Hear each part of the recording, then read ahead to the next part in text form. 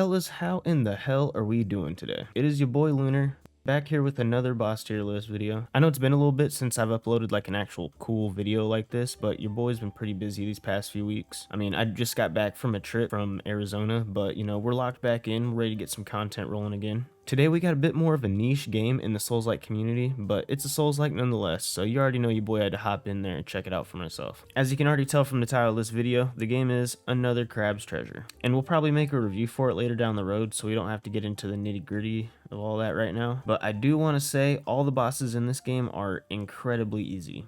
I mean, the hardest boss in this game doesn't even hold a candle to some of the bosses in like Dark Souls or Elden Ring, you know what I'm saying? This honestly made the list like really difficult to make. I legit couldn't pinpoint a hardest or easiest fight for the longest time. I was just sitting there looking at the list, watching the fights back over and over. But here we are, we've made it through. So let's just get right into it with Another Crab's Treasure, all bosses ranked easiest to hardest.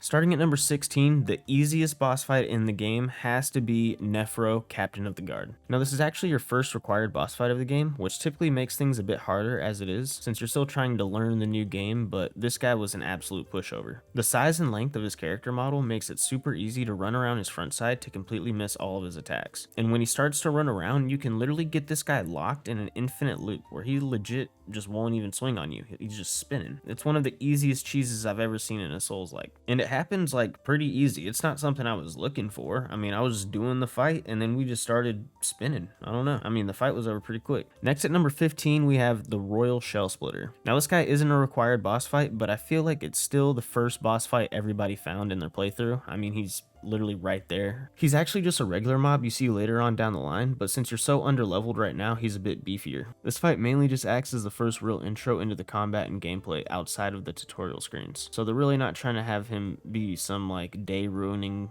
boss. He's just here to kind of warm us up for the game. Overall, he's a pretty slow moving boss and doesn't have many combos to remember.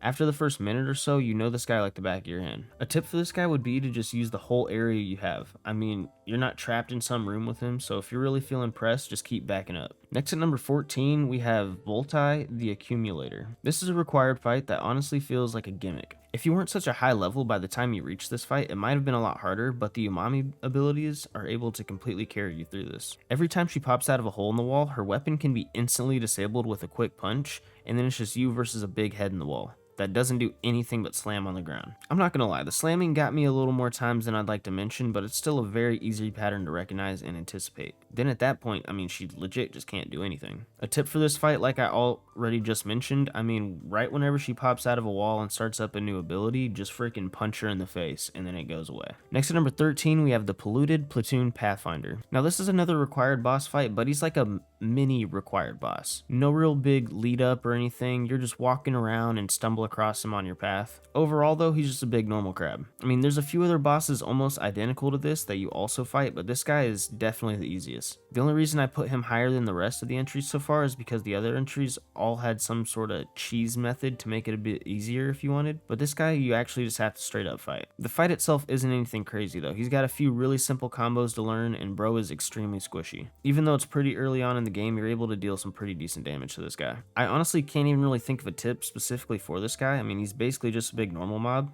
If this guy's giving you any troubles, I mean, just try to get that refund before you hit the 2-hour mark, dog. You might still be in. Next at number 12, we have Magistra, Tyrant of Slacktide. This boss is another one that pops up super early into the run, and also another one of those various big crab type of bosses. Comparing it to our last entry, Magistra is certainly harder than the Polluted Pathfinder, mainly because she has more health and her gunk ability that works as a direct attack or AoE attack that she sprays on the ground. Other than that though, it's still one of the easiest crab fights in the game. A good tip for this fight would be to just look around at all the shells laying around and really use their special abilities to help in the fight. Since you're super low level at this point, the shell abilities are the best help you can give yourself, since you don't have the punches and all this other, you don't have the skills. You ain't got the sauce, dude. You ain't got the sauce, get the shell. At number 11, we have the Diseased Lynchenthorpe, I think. Now this guy is technically required, but I wouldn't say he's a main boss fight at all. The only reason he isn't ranked easier is because of this guy's ability to just spawn in little minions to fight with him. I mean, for the most part, it's pretty manageable, but that's definitely one of the biggest annoyances in a boss fight for Souls-likes. The best advice I can give is to just take your time and actually clear the mobs before you fight the boss, because they're really not that strong at all, and you can get them cleaned up pretty quick. And that's a lot better than having all these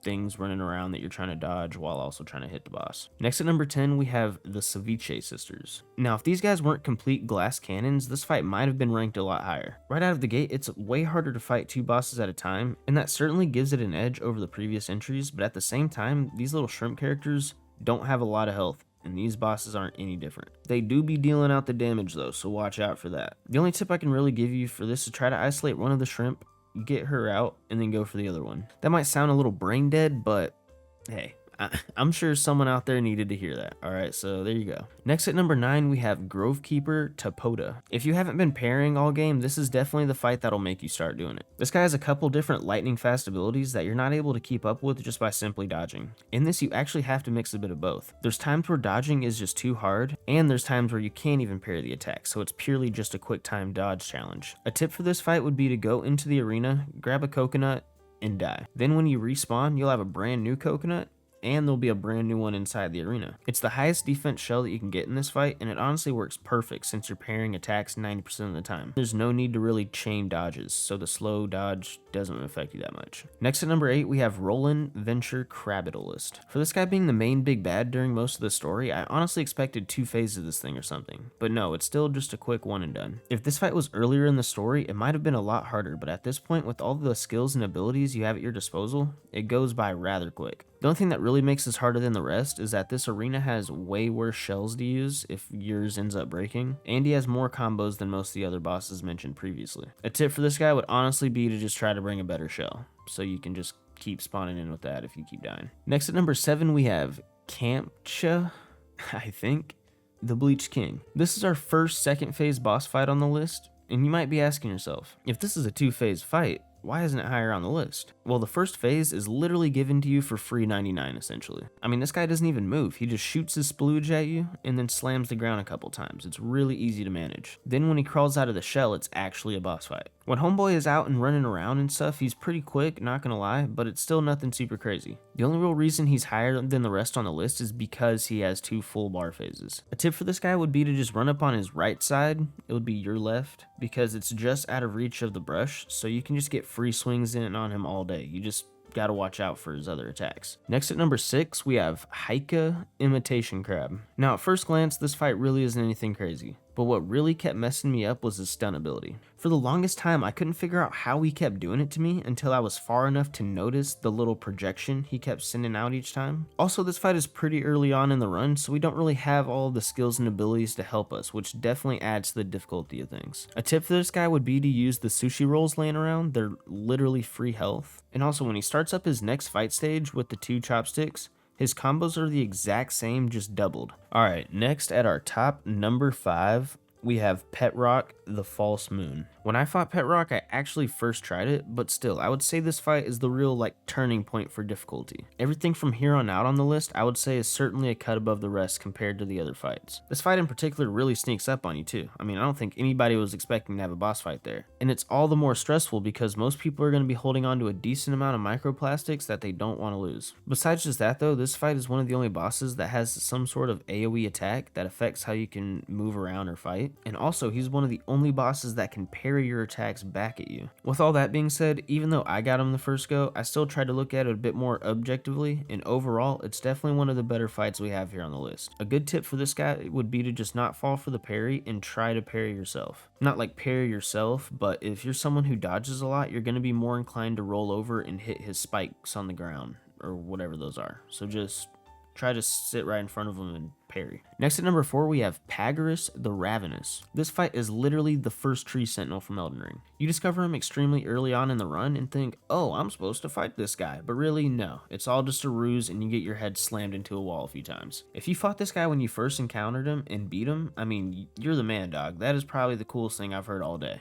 But your boy was not so lucky. The first time you see him, you're way underleveled, but besides just that, there's so many different random mobs around the arena that you aren't able to even really have a good fight because there's just too many other things to manage, and you're not high enough level to deal with them quick enough. I don't want to just focus on that though, because this fight's designed to be hard on purpose. but even when you meet him later on, it's still a pretty intense fight. This is the hardest normal crab fight that you'll have in the game, and what sets it apart is more combos, more hits chained into a combo, and there's still a few random mobs to deal with if you're not careful. This fight honestly made me sweat when I realized I was gonna have to see him again. I mean, it might have been all the plastic I was carrying, but I was getting nervous. I didn't want to do all that. The best advice I can give for this guy would be to just stay away from the random fish. And I haven't really tested it, but I think you can just keep running back to the life buoy as a safe area to heal, and then you can run back into the fight and it saves your progress. I mean, it did that for me a couple times. Next at our top 3 hardest boss fight, we have Inkerton the Crab Hunter. Now this guy is an enigma all game. I mean, he just shows up to look scary and then bounces. The fight itself is only one phase and he doesn't ever change up his combos, but what really sets him apart is his little cap gun that can completely break your shield or even damn near one tap your whole health bar. It's pretty easy to dodge, but when you don't, it's definitely a punishing blow. A tip for this guy would be to not chase him when he goes into his ink, because 9 out of 10 times he's just going to come out of that with an unblockable one shot with his crab cracker. Next at our top number 2 hardest boss, we have Frith the Crab That Stole the World. Now this is the final boss fight of the game, but with that being said, you're also the most OP you've been the whole game. So the entire fight you're just completely unloading on this guy. What really makes him harder than the rest though is the fact that he has 2 separate, very active red bar phases, multiple AoE attacks that reduce movement, and multiple actual combos that change between phases. I mean, overall for the final fight it was really solid, but still pretty manageable. I was actually able to do this one on the first try too. But I know just looking at everything, I mean, it's harder than the previous entries. I honestly don't even really know a good tip for this guy either. I mean, the whole fight felt like a damn fever dream. Just go in there and be a freaking crab, dude. Lock in. Alright. We have made it, folks. The moment everyone has been waiting for. For our number 1 hardest boss fight in Another Crab's Treasure, we have Preya Dubla, the Ocean's Agony. Now for starters, this is indeed a 2-phase fight, but the second phase you're not really doing much fighting. It's really just you running around waiting for her to croak over. And this wasn't even my real headache with this fight, it was mainly the first phase that was giving me problems. The fight's broken up into different sections, one where you fight the boss and one where you fight a bunch of random mobs. I at least like that they didn't throw all these random crabs at us while we're fighting the actual boss, but the 2 separate phases is really annoying. In the way the mechanics work for the game, getting hit while trying to take out a crab is almost unavoidable. I can't tell you how many times I would get locked into an animation where I couldn't break free and I had no choice but to let whatever attack run straight into me. Whenever you're fighting the actual boss, it's incredibly easy. They only have like 2, maybe 3 combos that can get blocked, parried, dodged, whatever with ease. It's just those damn crabs, man. I mean, I would lose so much unnecessary health trying to kill those suckers. It wasn't a fun time. You're also not able to unload on the boss that much. It makes you play through at least 3 of these crab phases. And it's also worth mentioning that this is one of the only bosses that actually has different phases to their attacks as they get weaker. Meaning once her health bar reaches a certain point, she's actually going to change up the way she attacks in her combos. A tip for this would really just be to take your time. I mean, the biggest enemy in this is yourself. I can't tell you how many times I would just start getting impatient and want to run around spamming on these crabs, but I couldn't, because then I'd die even more. So just go in, get them one at a time, and you'll be Gucci. Well, everybody, I think that's it, and I think that's going to do it here for our video. I know this was probably a lot quicker than some of my other boss tier lists, but there's honestly not much to these fights at all. Like I said at the beginning, they're all, for the most part, incredibly easy. It was pretty hard to even come up with things to actually say about these fights. I mean, at a certain point, they just all kind of blended together. The best way I can describe this game is Dark Souls for kids. It's like a good little intro for the little ones, you know what I'm saying? I'm trying to work on a review for this guy too, so hopefully that'll be out soon. Just be on the lookout for that. If there's anything you would have changed, definitely let me know down in the comments too. I'd love to hear it. And if you enjoyed the video, make sure to leave a like and subscribe for more content like this. Your boy really appreciates it. I have a couple other boss tier list videos posted for other Souls-like games too, so if this is something you're into, definitely go check those ones out. And be on the lookout for new tier list videos, you know what I'm saying? I'll be posting these a lot more. When Shadows of the Erd Tree pops up, I'm going to be trying to drop a video on that super quick. But yeah, alright, I'm done ranting. I'll catch y'all later, fellas. This has been Lunar, and welcome to Bound.